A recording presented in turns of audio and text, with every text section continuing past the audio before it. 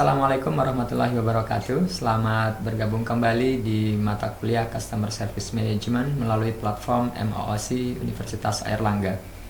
Di sesi kali ini, teman-teman sekalian, kita akan mendiskusikan salah satu topik yang cukup menarik dalam konteks customer service, yaitu komunikasi nonverbal. Saya kira kalau kita bicara komunikasi verbal itu sudah sangat biasa begitu ya, dalam arti itu memang yang kita lakukan day to day. Namun tanpa kita sadari di bawah alam sadar kita bahwa selain kita berkomunikasi secara verbal, bahwa tubuh kita juga berkomunikasi, mimik kita berkomunikasi, dan intonasi kita juga berkomunikasi. Nah, kita akan coba bahas lebih jauh, teman-teman sekalian. Ada beberapa hal, 4 hal yang akan kita diskusikan. Yang pertama adalah definisi dari non-verbal communication itu apa, contoh-contoh umum dari komunikasi non-verbal, prinsip-prinsip dasarnya, dan juga tipe dari non-verbal communication itu apa saja. Oke, yang pertama, teman-teman sekalian, ini adalah salah satu definisi komunikasi nonverbal yang disampaikan oleh Jennifer Boyenga dari Indian Hills Community College. Kebetulan ini juga salah satu yang kita jadikan referensi begitu ya untuk sesi ini, yaitu bahwa nonverbal communications, teman-teman, dia ini meliputi semua aspek komunikasi selain kata-kata begitu ya. Jadi kalau kata-kata itu kita keluarkan begitu, maka dia adalah semua hal yang berhubungan dengan nonverbal communication. Nah, nonverbal communication ini, komunikasi nonverbal itu membantu kita untuk membangun identitas sekaligus juga bernegosiasi gitu ya dengan pihak-pihak yang menjadi lawan bicara atau lawan komunikasi dari kita. Nah, ini adalah beberapa contoh dari dari komunikasi nonverbal. Pertama yaitu gestur ya. Gestur adalah ya seperti teman-teman sekalian nanti kita coba akan bahas lebih jauh. Body language, bahasa tubuh, bagaimana tubuh kita bergerak, apa yang ditunjuknya, bagaimana dia menekankan atau menunjukkan ekspresi dari kata-kata yang mungkin di saat bersamaan kita sampaikan, dan seterusnya. Termasuk juga bagaimana teman-teman sekalian, how we utter words tells a lot about what is going on inside us. Jadi apa yang kita sampaikan, penekanan-penekanan tertentu pada kalimat-kalimat tertentu atau kata-kata tertentu, itu juga menunjukkan sebetulnya kondisi psikologis, kondisi emosional kita, teman-teman sekalian. Apakah kita dalam kondisi yang kondusif, yang positif, atau malah yang sebaliknya. Kemudian juga features of our environment, bahwa komunikasi nonverbal itu juga menunjukkan lingkungan sekitar kita, bagaimana kita berada, bagaimana kita berinteraksi dengan elemen-elemen lain di luar kita.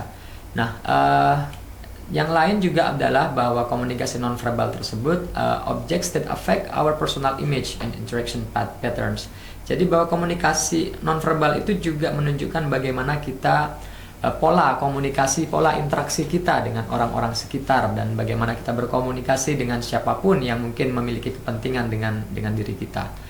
Teman-teman sekalian, ada beberapa prinsip dasar dari nonverbal communication. Yang pertama adalah bahwa komunikasi verbal dan komunikasi nonverbal itu memiliki beberapa persamaan dan perbedaan.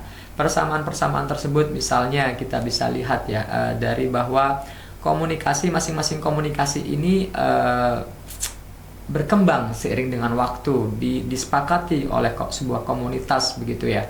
Misalnya kita tahu bahwa handshake, bahwa bersalaman, berjabat tangan itu merupakan simbol dari agreement, dari persetujuan begitu ya.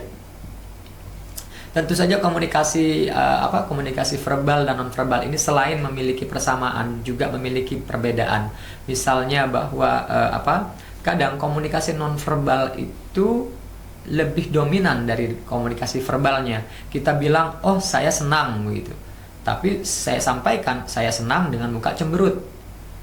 Kalau itu yang terjadi, teman-teman sekalian, lawan bicara kita akan langsung bisa menangkap bahwa sebetulnya dia berbohong, bahwa wajahnya itu murung, bahwa dia bilang dia happy, ternyata dia sebetulnya tidak gitu ya.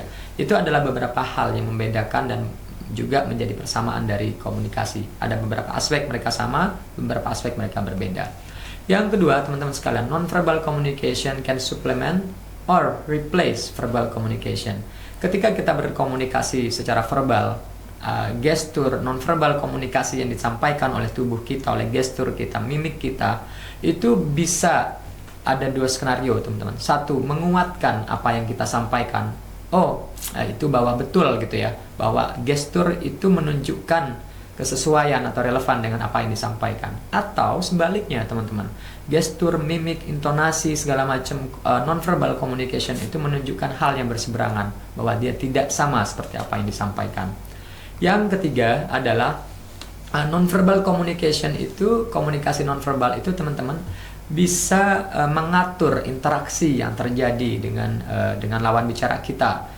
Bahwa mengatur itu dalam arti misalnya distance, jarak kita gitu ya dengan dia yang menjadi lawan bicara kita, itu juga menunjukkan apakah kita cukup terbuka dengan orang atau tidak. Misalnya posisi tangan kita ketika kita bersedekap di depan dada misalnya, apakah kita orang yang cukup konservatif atau tidak, dan seterusnya.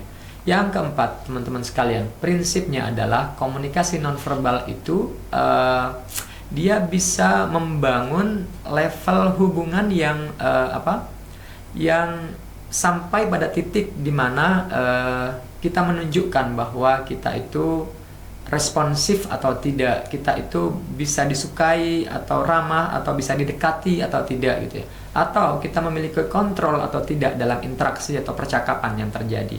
Jadi komunikasi nonverbal itu juga akan menentukan, teman-teman, selain memang verbal communication yang kita sampaikan. Nah, yang terakhir adalah non-verbal communication reflects cultural values. Bahwa memang komunikasi non-verbal itu, teman-teman, merupakan representasi dari nilai-nilai budaya di mana kita dibesarkan dan ada di sana, begitu ya. Ini adalah beberapa contoh dari non-verbal communication, teman-teman, tipenya ya. Yang pertama adalah kinesics, bahwa ini adalah postur tubuh, gerakan tubuh, tubuh kita melenceng kemana gitu ya, condong kemana, dan seterusnya. Yang kedua adalah haptics. Haptics ini adalah physical touch. Ada orang yang suka disentuh, ada orang yang tidak suka disentuh. Ada yang orang bersalaman saja cukup, ada orang yang harus berpelukan gitu ya, untuk bisa menunjukkan ekspresinya. Itu adalah haptics, dan itu non-verbal communication, teman-teman. Kemudian juga ada physical appearance, tampilan fisik kita seperti apa, bagaimana kita berpakaian, grooming kita bagaimana, dan seterusnya. Yang keempat adalah artifacts. Artifacts ini adalah objek-objek apa saja yang sebetulnya ada di sekitar kita. Orang yang pakai jam tangan itu adalah menunjukkan karakter yang seperti apa. Orang yang mungkin selain jam tangan dia juga mengenakan gelang, begitu ya. Ada yang gelangnya dari tali, ada yang gelangnya dari emas, ada yang gelangnya dari rantai misalnya. Itu akan menunjukkan siapa sebetulnya orang yang ada di depan kita. Yang berikutnya adalah proxemics, teman-teman. Ini adalah studi yang berkaitan dengan space, berkaitan dengan jarak. Seberapa jauh misalnya kita berkomunikasi dengan orang, jarak kita cukup dekat atau tidak gitu ya. Dan itu menunjukkan bagaimana posisi kita, gestur kita, dan kedekatan kita, untuk keterbukaan kita untuk berkomunikasi dengan orang lain atau tidak. Yang keenam adalah chronemics, di mana ini adalah penggunaan waktu, atau misalnya ada orang yang selalu on time, ada orang yang selalu terlambat, ada orang yang menganggap terlambat itu biasa, ada yang bagi sebagian orang terlambat itu adalah sesuatu yang haram misalnya. Ini adalah berkaitan dengan waktu, bahwa bagaimana kita menganggap waktu itu penting dalam kehidupan kita atau dalam komunikasi kita. Tentu saja kalau misalnya kita selalu meeting gitu ya, dan orang lain terlambat, mungkin bagi sebagian orang dia merasa biasa saja, tapi bagi sebagian lain dia akan tersinggung karena merasa tidak dihargai. Yang ketujuh adalah paralanguage. Ini adalah vocal language, teman-teman, tanpa harus without actual words being used. Jadi ini adalah kalimat atau bahasa yang mungkin dia bisa dirasakan tanpa harus disampaikan secara gamblang begitu. Yang kedelapan adalah silence, diam, momen diam, momen sunyi begitu ya. Bahwa ketika kita bicara sesuatu lalu ada momen di mana kita sunyi, kemudian kita mulai lagi, itu juga merupakan bagian dari komunikasi nonverbal. Bahwa di situ moment of silence itu kadang berbicara lebih banyak daripada kata-kata yang kita sampaikan.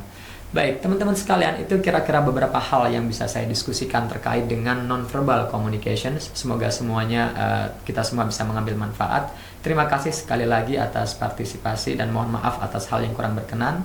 Sesinya kita akhiri. Assalamualaikum warahmatullahi wabarakatuh.